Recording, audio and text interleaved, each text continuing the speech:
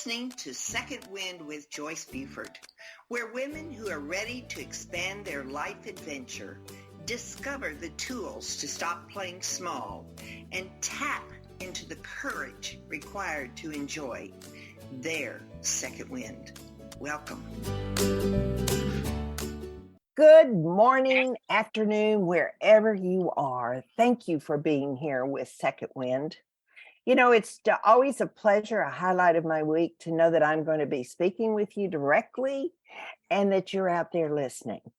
Now, you know, sometimes we're faced with major changes in our life. One, just life throws them at us, but then there's also those that if we reach a certain age, we have changes that come back into our life. Now, what do we do? Now, what do we do?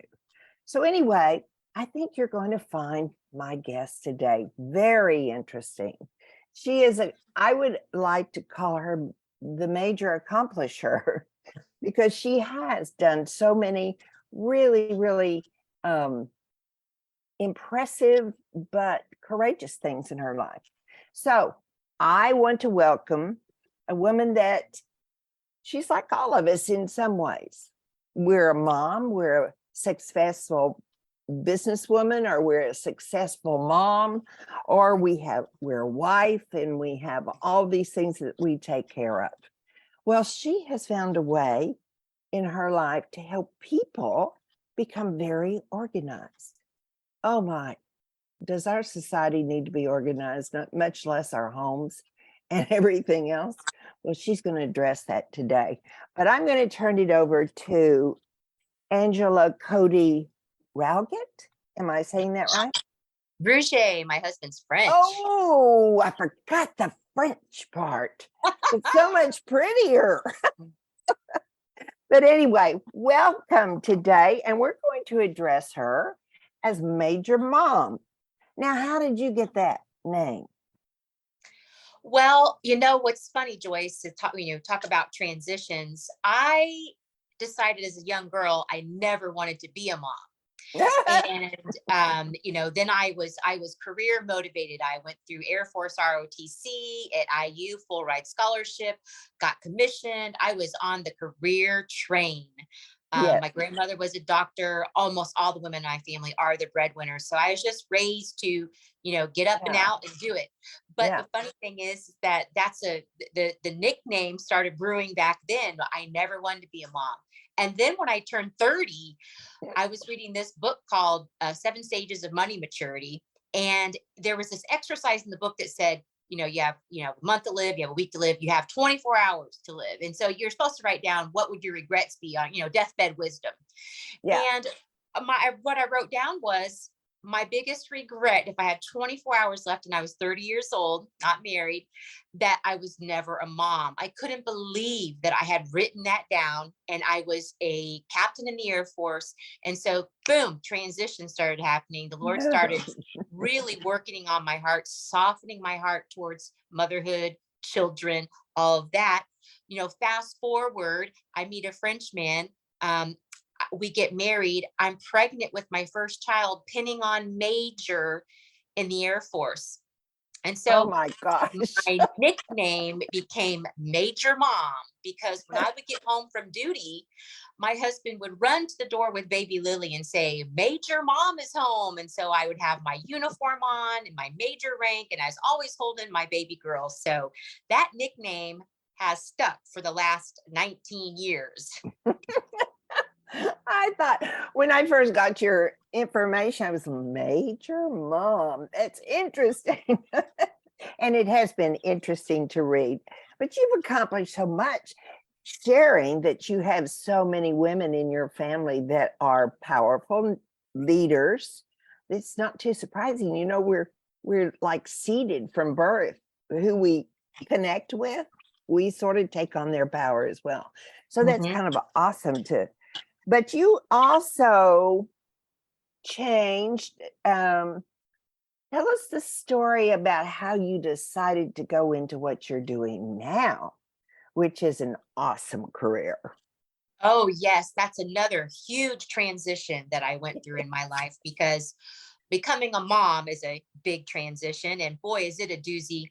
And then my son was born 18 months later. So I had 2 kids under the age of 2, a major in the Air Force. We had a thriving real estate business, owned all kinds of properties. It was getting ready to do our first commercial property. So things were just like, okay, we're on schedule, we're on plan. And then something happened to me when I was at a meeting in the Air Force. The general was talking about something incredibly important that I really needed to pay attention to. And all I kept thinking was the nanny taking good care of the babies. And I couldn't stop worrying about leaving them. And so I made this ridiculous decision to quit my corporate and military career to be a stay-at-home mom. And what I discovered during that transition was being a stay-at-home mom felt very isolating, lonely. Sometimes my husband would come home and say, gosh, what have you been doing all day? The house is a mess. It's like, well, there's just so much that I'm doing. I can't keep track of it all, with the 2 little ones. And so I started hanging out with other stay-at-home moms, and, just to have fellowship and to not feel so alone. Sure. And what I discovered, Joyce, now this may not be surprising to you, but I would go into super cluttered homes for play dates. And what I started realizing was, oh man, I can help you with that. And I've always loved organizing from, probably birth, but I started thinking, I could help you organize. So when people are like, oh, I just wish this house would just catch on fire, or, I pray to God that lightning strikes it and we can start all over, because the clutter had gotten so out of control for some of these moms that, had many more kids than I had. So I started thinking, God softening my heart again towards motherhood and moms, and highlighting to me that this little passion of mine, organizing, could actually serve others. And so the Great Recession was upon us. I had just resigned my commission in the Air Force. I had quit my corporate gig. So as the breadwinner, I had basically turned everything over to my husband because our real estate business was just going gangbusters. Yeah. And then Great Recession, we lost almost everything that we owned. Not our fault at all, just economy has happened. And so my husband comes home one day and he's like, can you go back in the military? Can you get your job back? Because, we've gone 3 months without income. People aren't paying their bills, blah, blah, blah. Right. And I thought, well, no, but I'm like, you have 2 MBAs. You can make this. I'm staying home with these babies until they're 5 and go to school. And then something just really welled up inside me. God kept tapping on me as I watched organizing shows. And just basically one day my husband came home, pointed to the TV, and my favorite organizer was on. He's like, you should be doing that for a living. And of course, I thought that was the dumbest idea I'd ever heard. And I thought he meant I should be on TV as a famous organizer. Yeah. What he meant was, if you could just start making some money before we go under. Please. And so I thought, I can help people get organized. Yeah.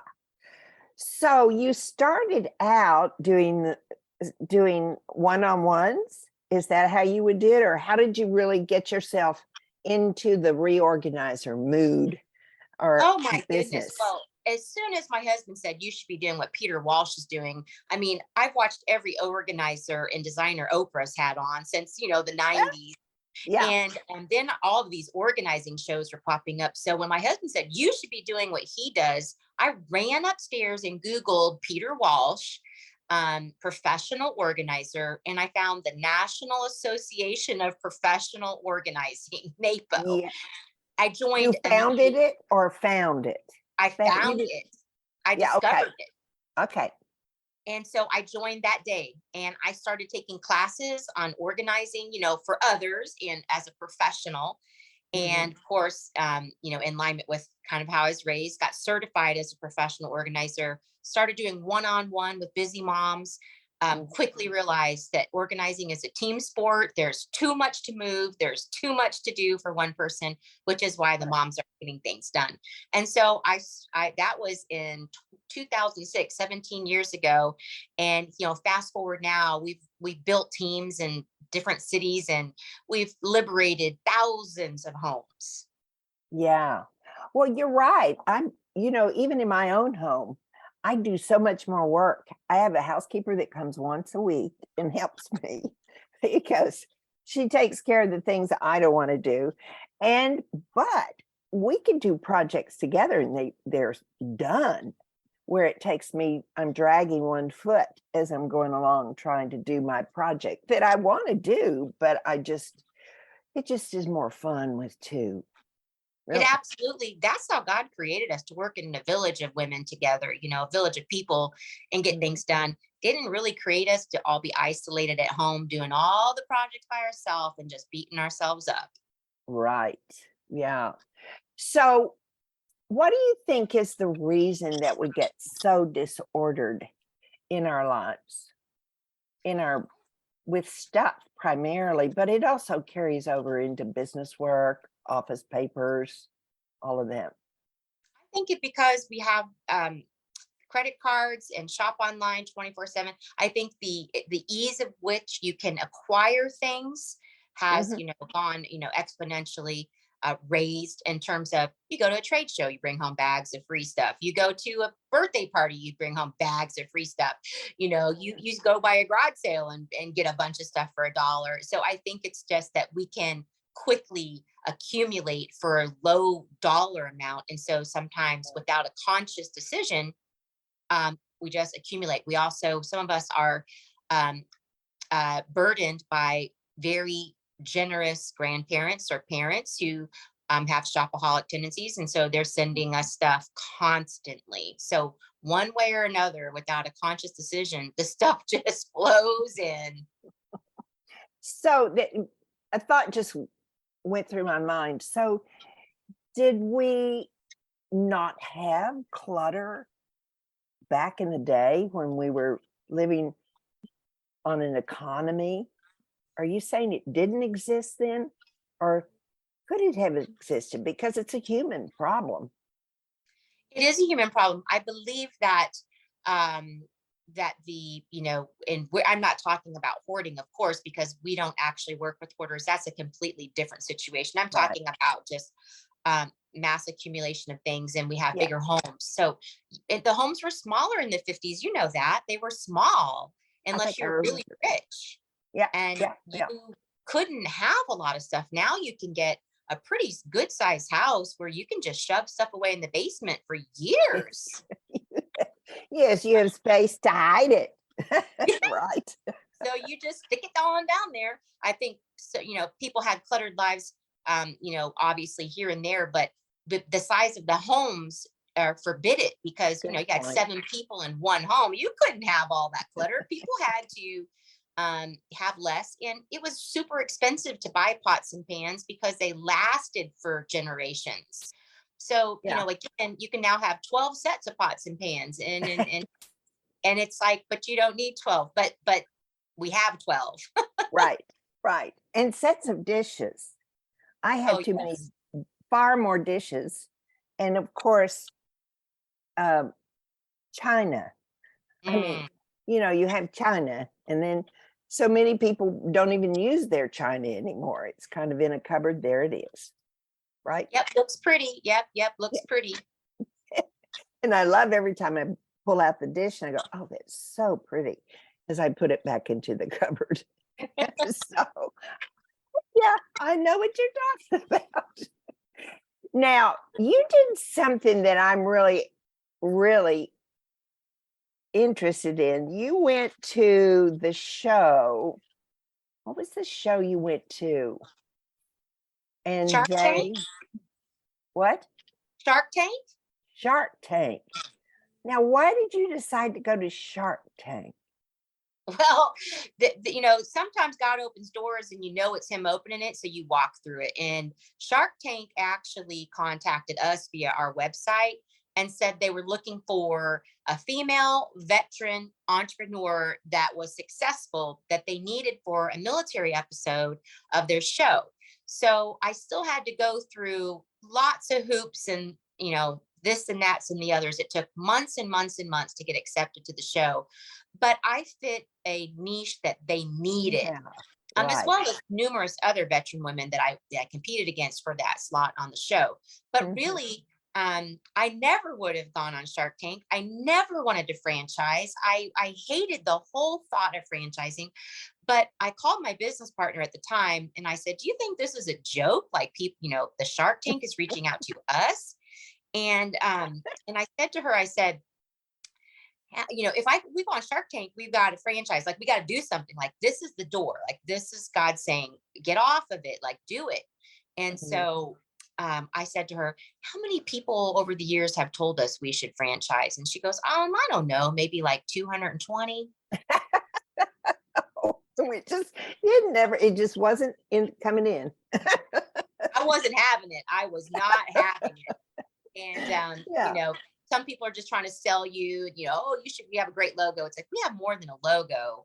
We have systems and checklists and operations manuals. And, we've systematized our whole business because of my military background. So I really was ready to, pick up and start new locations and teach people how to do exactly what I did because I had it all documented. Yeah, right. So how do you do that for long distance? I mean, you gave us a peek, but when somebody calls up and says, I need help, I assume that's what they say, or they've been following you are you on TV or not? I'm not consistently on TV. You can just, catch me on podcasts and interviews and things like that, but I don't have a TV show. Right. Well, I thought you might be guesting on some shows. Here and there. Yeah. So when somebody calls you up and says, I need help, or I have a problem, or how do you begin working with them? Because they could be in New York and where are you? We're in 5 states right now. I mean, we have organizers in different states because we did start franchising after Shark Tank. So, we've trained a lot of people in our methodologies and ways. So we do have to work with a lot of people virtually, but those are for DIYs that they're really just stuck on what to do. And they have the physical ability and the passion to do it. They just don't know what to do. They want to be told what to do. And so those are great, fun clients. And we do have clients all over the world that we work with virtually. But if they need in-person help, I've been networking in the industry for 7 years. So I can refer them to organizers and other areas if we're not able to help them. Well, what are the states where you have organizers or you've expanded the business? So we are in Indiana, we are in Texas, Arizona, and Colorado. Oh, okay. How did you choose those states? I lived in all of them. Oh, okay. Where'd you live in Texas? Oh my goodness. San Antonio? No, I did not live in San Antonio, but I lived on the south side of Houston near Stinkadena, Pasadena, for a long time. Then I was in the Air Force at Carswell Naval Air Station at Fort Worth in Dallas. And Dallas is where I met my French husband. And so then I live in Indiana now, and I lived in Arizona when I started the location there. And then I had a business partner take over the location. And I sold the location in Colorado because that's where my kids were born. So yeah, we've lived in 4 states in the last 8 years with the children, and we've planted in Indiana now. Just too many transitions are not good for the heart. Right. So you actually sell the business, you're franchising. So is it selling or do they become part of your organization? Both. We've hired employees to join our teams in those locations. The pandemic really did a number on the business. So we shut down locations and we're rebuilding now. Yeah. But again, that rebuilding and pruning and a lot of that happened during the pandemic helped us kind of simplify the business model. So yes, you can buy a franchise or you can join our team. We're pivoting again, another transition in the business, and really, trying to figure out where to go from that. Major Mom is my nickname. I speak and teach all over with this brand. Major Organizers is the company of, teams of liberators. Oh, okay. Liberators. I like that. So, okay. Tell me about, let's get on to the clutter. Let's get on to some of the talk about what is some of the major impacts that disorder causes in homes or in individuals? Oh, goodness. I would say there's 4 major impacts of disorder and clutter on your life and everyone around you. Probably the biggest impact is your money. Our money is impacted in little ways, like duplicate purchases, where you have, maybe 27 open cinnamons and you can't remember where you put the cinnamon. It could be, 17 rolls of Scotch tape and you never can find the Scotch tape, so you buy more. So, those are little tiny purchases that can impact time and money, but other people actually lose very large, expensive items. And so you have to buy another phone, or a computer or a printer. I mean, I know misplacing a printer does not even seem remotely possible, but when some people get going too many transitions too fast, you can completely lose track of things, especially when there's life transitions happening in it, death, divorce, relocation. You can lose track of the whole world. The other impact is on your time, because now you got to go out and spend time buying this stuff, but also we waste a lot of time dusting and cleaning knickknacks and things that we don't even like. Sometimes when we go to clients, I'll say, you've said a lot of negative things about all of these items. Is there a reason why you're keeping them? And, then we wait for the answer. And they'll say, well, my mother-in-law got them for me and I hate them, but, she comes over all the time. Yes. Can't get rid of them. She'll count and just see that I don't have them. Right. So it's like, okay, so you're keeping all of these roosters and you don't even like them and they're in your kitchen. And so, a lot of time dusting and cleaning and organizing and, you're repairing them. A rooster broke. Now I got to glue the neck back on. And so, there's a lot of time worrying about things and shoving things away. The third way, I know this sounds really crazy, but our health is impacted by clutter. And that could be, some people are only tolerant to a little bit of clutter. They might be minimalist, and others can tolerate a tremendous amount of clutter. And it's all very relative. But when there's 4 or 5 people in the house, the different levels of tolerance starts to create strife amongst the husband and wife, the children. So your health is affected, your mental health, because you're arguing all the time, your physical health, because sometimes you're tripping over the stuff and slipping on the stuff. Right. And I would say, your spiritual health just takes a nosedive, because you can't focus on your inner character, your, the gifts of the spirit. You can't focus on your relationship with God when you're so distracted with all the other things. So those are big impacts. Yeah. I have a little story to tell you. I have pockets of clutter. And so my pantry, I have a small pantry you can walk into. But over the years, it had gotten disastrous.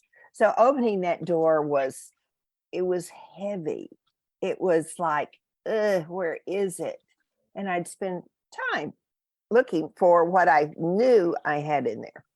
So anyway, I asked Maggie, I said, okay, Maggie, let's work on this. Well, it took us a whole day. But what I notice now, yes, I can find things, but it's getting to that physical health thing. I'm not stressed when I open that door. I'm happy to open that door. It is so amazing that you can feel the energy of a room. I want to call it. It's there. And so I totally get what you're saying is one of the important things. The stress is unbelievable on this when we have this going on. It is. And it's, we literally help people lose 1,000 pounds in one day, right? Like taking stuff to Goodwill, like throwing stuff out, recycling things. And you can see, they feel like they're floating. They look different. They stand up straighter. They smile, like something is happening right there in our eyes, because 1 Corinthians says God is not a God of disorder, but of peace. So that's what starts to happen. You get this peace. that Mm-hmm. just washes over you. It's just, oh, so fun to watch. It's fun to experience too. So I aim into that. But how do you, what are some of the things, like I can think of a roadblock that you might have for that lady that's got all those gifts from her mother-in-law? Mhm. How do you handle those diplomatically Oh, so that yeah. grandma doesn't get her feelings hurt? I know this is a really tough one, and we work with a lot of moms on this. And I'm just working with a stay-at-home mom that homeschools 4 kids on the west side of Indianapolis, and the mother-in-law sends probably a package a day. It's completely out of control. And the mother-in-law bought a gargantuan dollhouse that's like 6 feet tall, and like, and it was right in the living room, right in the living room, because there's nowhere for it to go anywhere else. And so some people just get just hit with a bunch of stuff like, grandma passed away, and you get, all the stuff because someone has named you the keeper of the stuff. So there's no really politically correct way to do it, because every family is different. And this is where I say you have to really center yourself, create boundaries on how much you can handle. And here's 2 ways you can handle it, just so if somebody's like, I don't know what to do, you can do what I do, which is basically don't even address it. Here's what I do. When I get the stuff from X, Y, or Z person in the family, I won't name them, for to Okay. protect the innocent. Yes. Um, but I just put it in my Goodwill box immediately. I don't give it to the children. I don't give it to anybody. It just goes right in the Goodwill box. And it could be gadgets, toys, this and that, right in the Goodwill box. It goes right to who needs it. I don't need it. And every once in a while, the individual will say, oh, where's that one thing that you say? And I say, oh, we didn't need it, so I donated it. Oh, okay. And that's honest to God truth. It wasn't meant to hurt anybody. But when people keep giving you stuff that doesn't match your decor, doesn't what you like, or, one time and a long time ago, you said you love owls, and then you have all the, 105 owls. It's like you have to just maybe not even talk about it, but just let it kind of be a flow through, a conduit for the Right. stuff. And when it gets to be too much, and the other person is financially, bankrupting themselves, then it's time to sit down and have the little come to Jesus meeting. Yeah. And they either will respect it or they won't. But what that means is once you say, stop sending me stuff, and let me tell you, this is like 25% of my clients, it's a real problem. The It is. grandparents buying stuff left and right. And they think they're doing the kids a favor. I don't know what they're doing, but what happens is, if they have the come to Jesus meeting and they won't respect the boundaries, then everything that shows up gets returned or dropped off at Goodwill. That's just what you do. You don't even open it, because the process of opening 7 boxes a week, and you've got the box, the cardboard, you've got it, it becomes so overwhelming. Mm-hmm. Yeah. I think that is a big problem in these days. They buy it because they have also had the buying addiction problem, and then they send it someplace to get it out of their home. So it is very prevalent, I think, in a lot of families.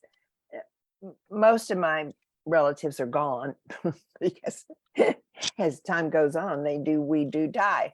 But anyway, I can see that it would be a really, really sensitive problem to have that conversation with mom. But yes, It has to happen. Otherwise, the other people are suffering and dying under the weight of and the burden of all the stuff. right, right. Um, so give us some simple steps to get on track again. You've already said have that conversation with the over giver in the family. But are there other steps that you would use that you're aware of that people Yeah. come up against? Oh gosh, well, there's so many major roadblocks to getting organized, and we name one of them. Generous people.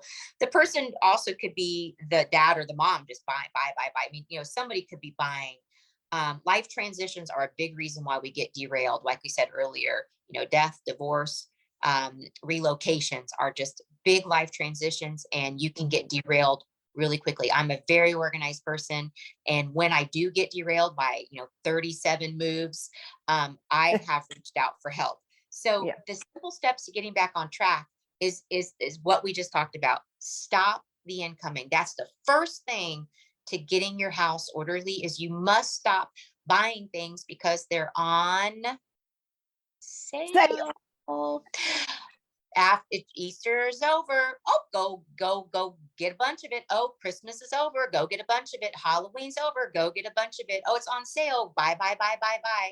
And so you have to stop the incoming before you really can start feeling like you're getting ahead of the game. And the second step is once you just stop going to garage sales, close your Amazon account. If you really have lost control of the boat, then you've got to stop. You have to just make a conscious decision to stop. If you can't, that's an indicator that you do need help from a support group.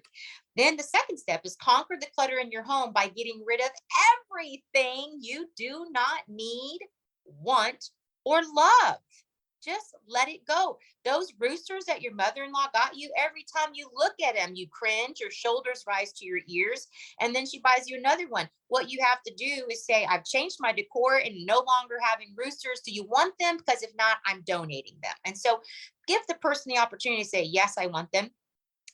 But then just conquer the clutter by loading up your garage, your front doorstep, putting it, ad on Nextdoor or buy nothing on Facebook, all these groups that are free cycle, and just have somebody come pick it up. You don't even have to load it in your car anymore. People will drive their car to you and take it off of your porch. So there's zero reason not to get rid of a piano that you can't play. If you can't get to it because of clutter, have someone come pick it up.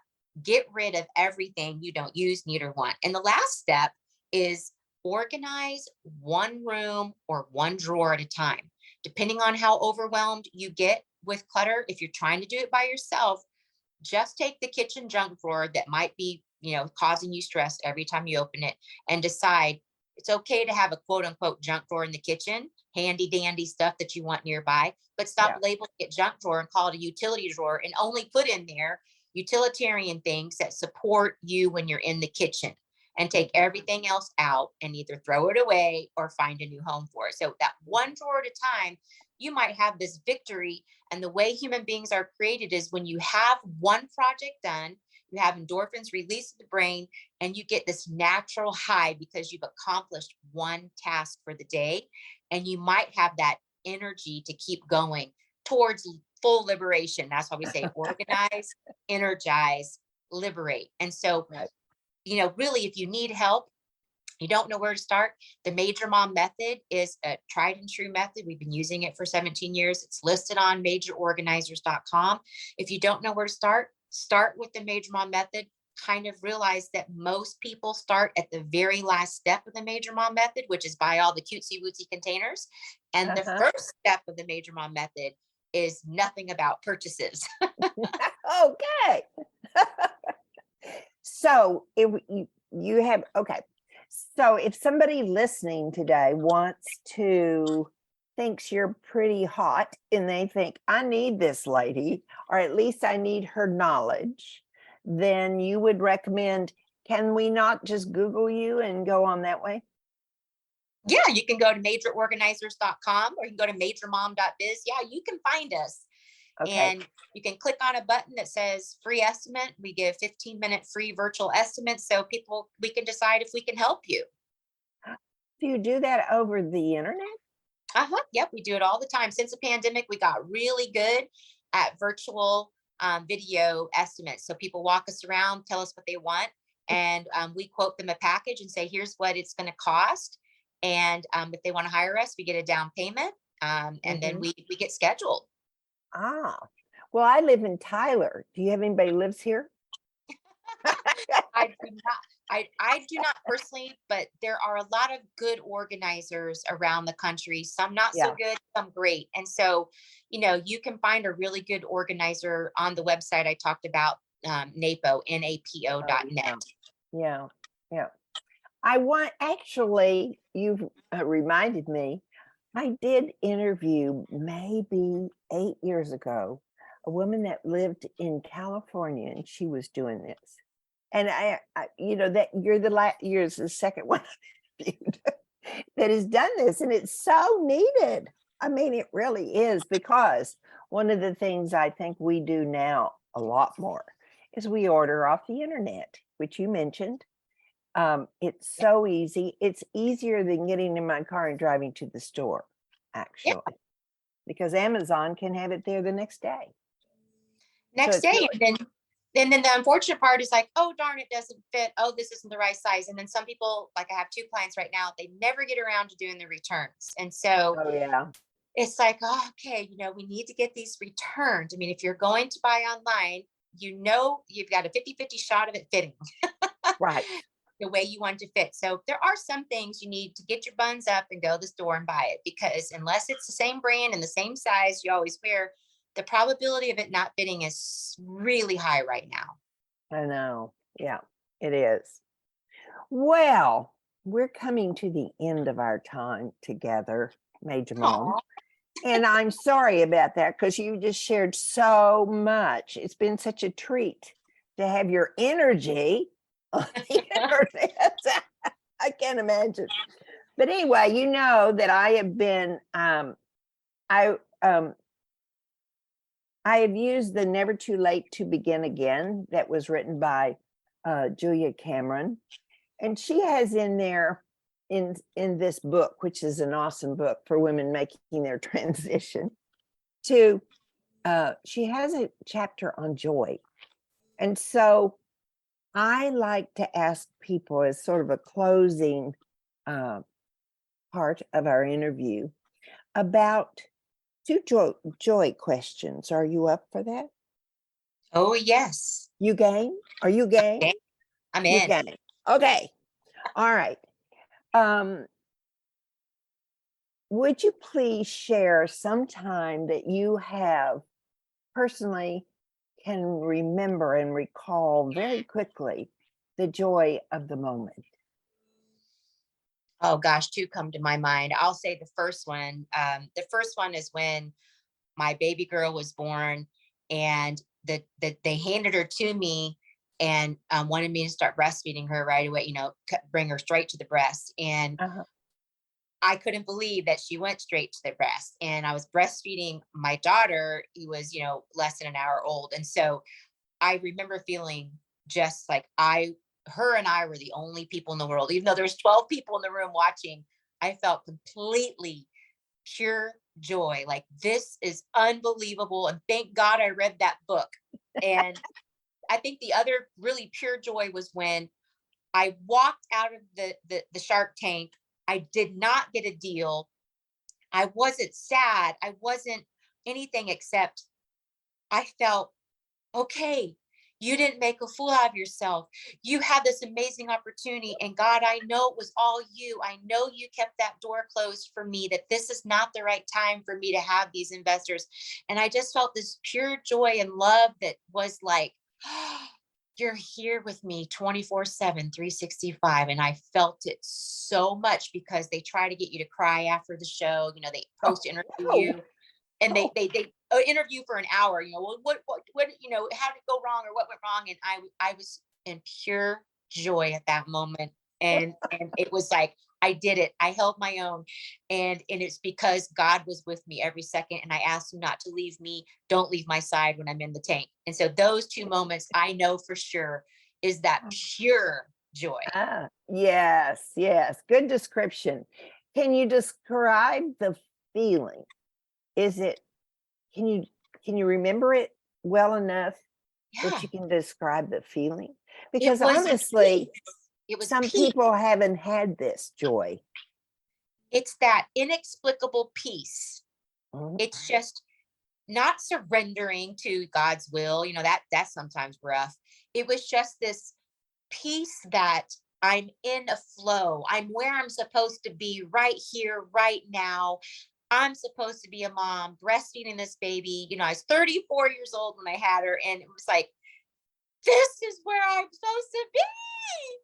And I could have missed the whole motherhood experience had I not surrendered to God's will and done it. But that was that, oh, I love this baby more than anything on the planet. And God brought her to me. That Mhm, peace mhm. of knowing that you are in the right time and you're in the flow of God's will. Beautifully said. Beautifully said. Yeah. Would you give some advice for those people listening that need one or two or three words of encouragement or things that they can do to start feeling joy in their life? Absolutely. I think the first thing I had to learn to do, which was really hard because of my upbringing, was I had to stop comparing myself to all the other organizers, all the other moms. I had to stop. Mhm. And I just had to get centered on who am I in this world? Who am I to serve? Who are my sweet spot clients? What kind of mom do I want to be? So stop comparing yourself to others was very important for my joy because and it's hard to do, we all know Yes, that. it But is. once I said, what are you doing? Get off the Facebook, you crazy woman. Because what happens when you're on Facebook, you're comparing yourself and you're watching 30 millisecond picture in moment of a family day that may have not actually been a great family day for them, but you got that cute picture and now you're comparing yourself. So you Yeah. stop comparing yourself to others. You can do what I do, set, kind of like step two, where you just start thinking, okay, start working on yourself, your character, start working on where are your areas that you don't want anyone else to know about, and is it because, Mhm. if your thought life is really negative and you think negative things, do you want Yeah. anybody else besides God to know that? Well, Right. they can feel it from you, right? So start working on just your inner peace, which Mhm. brings that joy that's again inexplicable. It's like, wait a minute, how can we be in the middle of the Great Recession and I'm so happy about tithing? It's like, wait a minute here. Okay, well, it's because you start working on the inner peace. And then I think the last thing, and I have to do this to myself all the time, is measure your success against the gain, not the gap. It's a great Oh, book. very interesting. So I'm 17 years in. I've helped thousands of people. I've trained 107 people. Gains, gains, gains, gains. Or where I found myself during the pandemic was in the gap. Oh, these other organizers are making so much money and they're growing their teams and they're going gangbusters. Meanwhile, my business is caving. It must be me. Something's wrong with me. What am I not doing? When am I ever going to make $1 million? I want $1 million in my bank account. Gap, gap, gap. Where am I ever going to meet my goals? And so very goal oriented overachievers like myself can be the most unhappy people in the world. And I can get myself there in a matter of moments where Yes, it's like, I Lord, agree. when are you going to bless me with all the money that I should be making with all these hours that I put in and with all my gifts? And then it's like, oh, Angela, oh, Angela. And I have to, get a little bit of a wake up call. Mhm. And how does the Lord usually wake me up? He will send a book. I literally kid you not. I had this book sent to me, The Gap and the Gain, last week from a friend, and it was so weird. I hadn't talked to her in 12 years. Then my pastor sends me stuff, and it's like, and both of those books are like, wake up, Angela. Measure yourself of how far you've come as an individual, Yes, not how far you have yet to go. yes. Yes, but do we really know where we have yet to go? It's always surprising where it goes We don't sometimes. know if I don't know if I'll be here tomorrow, so I better get my acting gear, appreciating everything I have today because Right. I'm not guaranteed tomorrow. And that's what I feel like God's trying to say is you may not be here tomorrow. So why live in misery today thinking about tomorrows that you don't have a guarantee to? Right. Yeah. Well, Angela, I'm going to say goodbye to my listeners, but I'd like for you to hang on and then we'll say goodbye. Will that work? Works for Okay. me. All right. Now, did I not? Well, I didn't deliver it. Angela delivered it. But the message that you got today, is that not just the most powerful thing you've had or could have this whole week? I think so. So I hope you do. And because of that, I will repeat what I do every week. I really want you to help your sisters that might need this support. So please send this on to somebody else. And I bet there's more people stuck with too many things, or the mother-in-law that brings in too many things than we could even mention today. But please take the time to share this podcast. I think you will be surprised at how you can be a good friend in helping her make a step forward. So thank you for being here this week. It's great to know that you're out there. And we will say goodbye for today. And I'll see you next week. Hope so. Bye. Joyce Buford returns next week at the same time for another edition of Second Wind. Through the Joyce Buford Empowerment System, women are receiving the support they need through their transitions and are able to reclaim their true purpose with confidence. They receive the tools they need to map out new lives. You can find out more about her coaching services at joycebufordempowers.com.